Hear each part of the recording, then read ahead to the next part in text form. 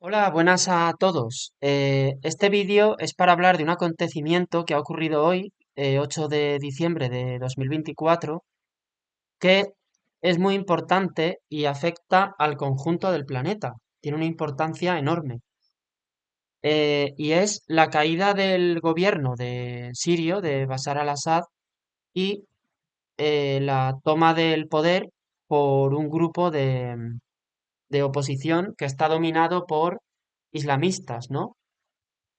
Bien, pero esto afecta, ya digo, al conjunto del planeta. Y para entender por qué esto es así, eh, tendríamos que retrotraernos atrás en el tiempo para poder entender la compleja historia de los conflictos que han sucedido en Oriente Medio y Próximo Oriente.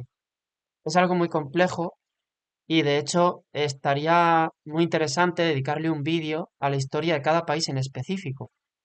Pero en este vídeo solamente pretendemos dar una pincelada general de qué es lo que ha pasado, cómo se ha llegado hasta esta situación y cómo nos afecta, ¿no? a los demás. Bien, pues para comenzar tendríamos que ir hacia atrás hasta la creación del Estado de Israel. Esto sucedió en 1948 cuando el mandato británico de Palestina fue dividido en dos partes, una para palestinos y otra para el moderno Estado de Israel. Claro, lo que sucede es que en ese territorio pues había mucha población palestina que no, no estaba de acuerdo con vivir bajo el Estado de Israel. Entonces, una serie de países de alrededor, de hecho casi todos, se opusieron a Israel y comenzaron una serie de conflictos. Entre ellos, pues la primera guerra árabe-israelí, después la guerra de los 6 días de 1967, etcétera. Y en esas guerras, Israel fue aumentando sus fronteras y ocupando más y más territorios de lo que era Palestina y generando, pues, oleadas de eh, gente que tuvo que emigrar de sus hogares y marcharse de sus territorios. Bien, eh, algunos de esos países tenían un tipo de gobierno que se llama nacionalismo árabe. Estos países, entre los que se encuentra Siria, Libia o Irak, em, no eran dictaduras islámicas. De hecho, eran países muy prósperos donde la religión eh, no era lo que gobernaba directamente, no era una dictadura totalitaria eh, y, sin embargo, ¿qué sucede? Que eran enemigos de Israel.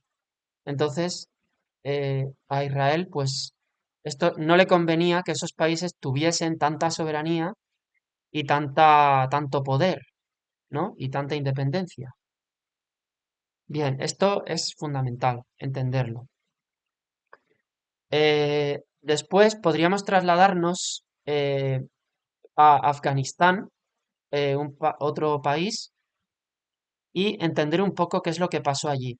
En los años 60, Afganistán tenía una monarquía, la cual estaba haciendo muy buenos avances, tampoco era una dictadura islámica.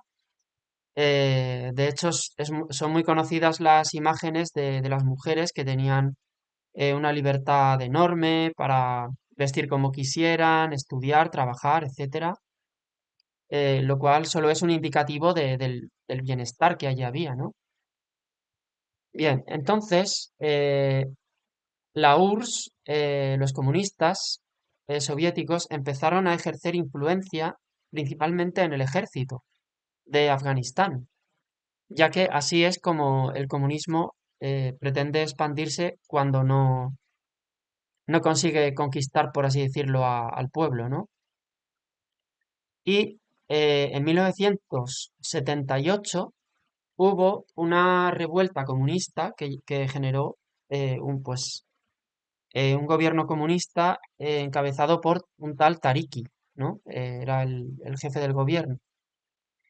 Bien, entonces, obviamente, el gobierno comunista de Afganistán no era tampoco una dictadura islámica, de hecho no era islámico.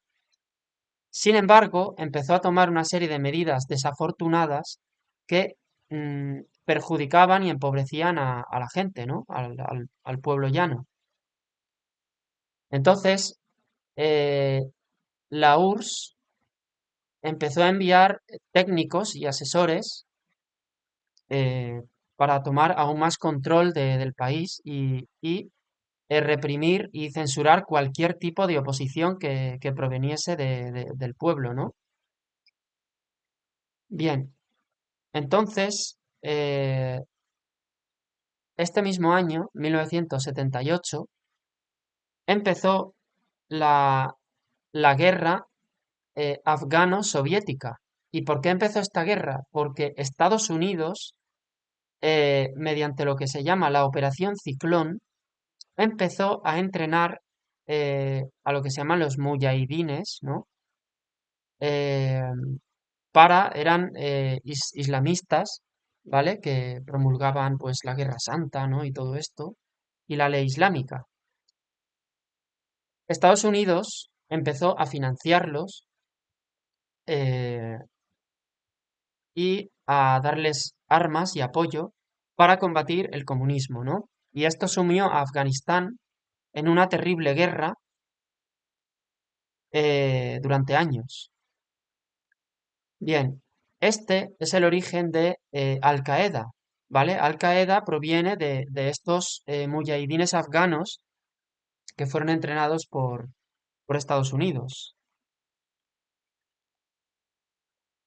Por otro lado, es importante señalar que los comunistas, cuando entraron en Afganistán, descubrieron o se dieron cuenta, que bajo las montañas había una importantísima reserva de minerales de todo tipo. De hecho, hoy en día muchos de esos minerales se consideran tierras raras. O sea, son minerales fundamentales para que funcione toda la tecnología mundial. Por tanto, debemos entender que ni a Estados Unidos ni a China, que es quien controla hoy en día esas tierras raras, le conviene que Afganistán sea un país soberano y próspero, que sea capaz de autogestionar sus recursos, ¿no? Importantes recursos. Entonces, es importante que ahora nos traslademos a los atentados del 11 de septiembre de 2001 en Nueva York, que todos conocemos, ¿no? La caída de las Torres Gemelas y demás. Eh, Estos atentados fueron atribuidos por el gobierno de Estados Unidos a eh, terroristas de Al Qaeda, precisamente, eh, que radicaban en Afganistán, según ellos. Pero estos atentados tienen una serie de particularidades que, em, que resultan un tanto, como mínimo, sospechosas y que deberían de hacernos reflexionar. Por ejemplo, mm, es llamativo que el NIST, es decir, el National Institute for Standards and Technology, ¿vale? Es un organismo de Estados Unidos que se encargó de realizar un informe sobre lo que había sucedido en esos atentados, es decir, tanto sobre cómo se había producido la caída de las torres, eh, como todos los factores involucrados. Pero algunos científicos, ¿vale? Entre ellos eh, Stephen Jones, un físico, y Lynn Margulis, una bióloga también, se posicionó, se preguntó, se cuestionó ciertas cosas. y otros también, algunos arquitectos importantes, empezaron a plantearse que quizás la forma en que cayeron las torres, ¿vale? Así como la caída de un tercer edificio contra el que no chocó ningún avión, que es el World Trade Center 7, se derrumbaron de una manera muy parecida a las demoliciones con explosivos. Y alguno de estos físicos mencionó que en los restos de los escombros había restos de un explosivo que se llama nanotermita. Cuestionado por todo esto, el NIST, este organismo responsable, eh, no investigó ni respondió a las preguntas de estas personas que se habían agrupado en el Movimiento por la Verdad del 11S. Entonces, es un poco extraño que ni investigase ni respondiese a todas estas preguntas.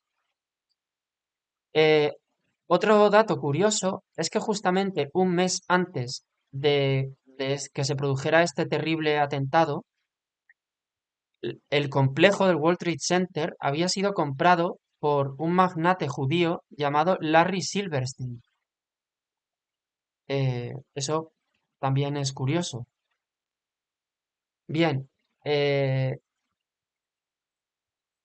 al margen de si todo esto es verdad o no, ¿vale? Lo cierto es que el 11S fue el casus belli, ¿vale? La causa, la justificación de Estados Unidos para hacer la guerra a una serie de países. ¿Y a qué países creéis que atacó Estados Unidos? Pues sí, atacó a los países del nacionalismo árabe. Bueno, en primer lugar atacó a Afganistán, ¿vale? Afganistán en ese momento, después de la guerra civil que hemos comentado, estaba gobernado por un régimen islámico, ¿no? El Emirato Islámico de Afganistán.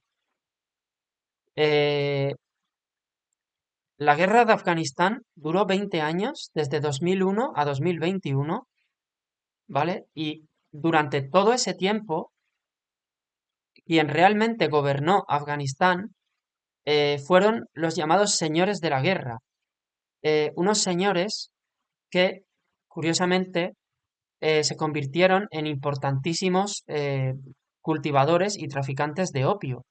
De hecho, durante ese periodo de estancia de Estados Unidos allí, Afganistán se convirtió en la primera potencia mundial del opio.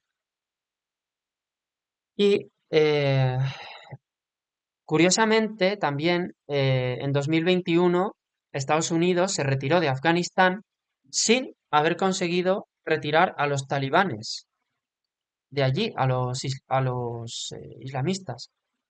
Y hoy en día, Afganistán está sumido en una terrible opresión para las mujeres y para todo el mundo, porque hay una auténtica dictadura islámica terrible, terrible.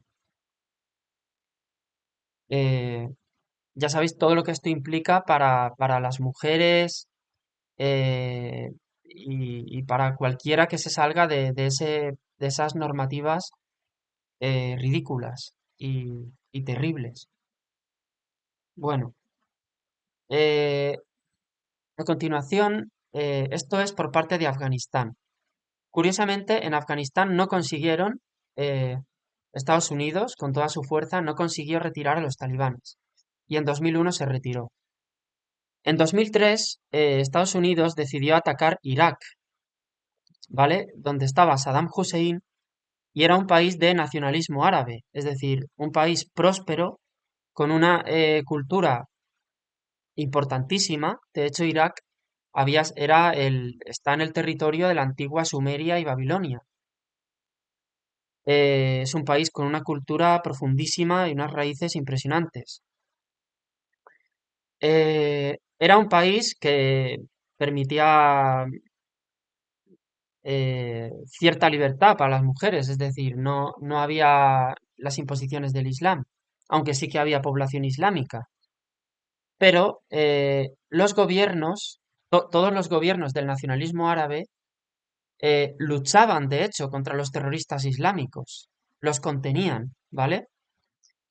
Sin embargo, a Estados Unidos pues le dio por atacar Irak, junto con Reino Unido y España, que se sumaron al carro.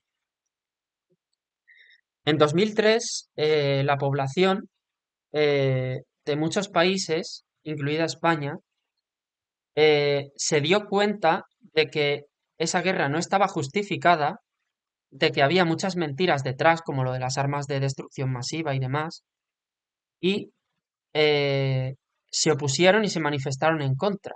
Pero igualmente la invasión se realizó y causó una cantidad enorme de muertos.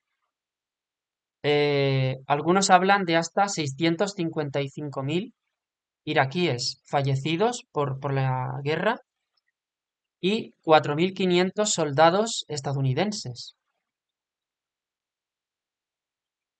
Aparte, esta invasión estadounidense ocasionó una destrucción cultural inmensa en Irak de museos, bibliotecas, etcétera.